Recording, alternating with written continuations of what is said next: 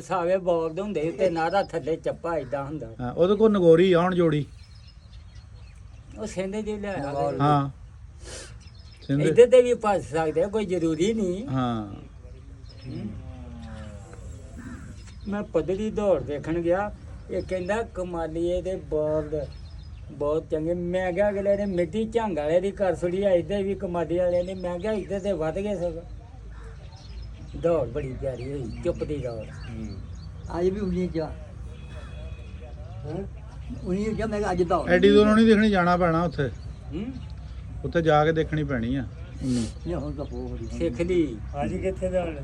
ਇੱਥੇ ਉਨੀ ਉਨੀ ਚ ਦੌੜਾ ਉਨੀ ਜਾ ਮੁੰਡੇ ਗਏ ਸਾਡੇ ਓਏ ਉਹ ਗੁੱਜਰਾ ਮਾਸਟਰ ਜਫਰ ਫੋਟੋ ਦਾ ਪਤਾ ਹੈਂ? 50,000 ਰੁਪਇਆ ਨਾਮ ਕੀ ਆ ਕੋਈ ਕਿਉਂ ਦੇਖਦਾ ਸਾਲਿਆਂ ਨੇ ਦੇਖ ਪੂਰਾ ਉਹ ਪੇਤੀ ਚਾਰ ਆ। ਪੰਜ ਕਿੱਲੇ ਦੀ ਸਾਡੀ ਨਾਮ ਹੈ, ਉਹ ਹੀ ਦੇਖਣ ਵਾਲੀ ਨਹੀਂ। ਹੁਣ ਦੇ ਤੀਸਰੇ ਕਿੱਲੇ ਚ ਫੁੱਲ ਜਾਂਦੇ।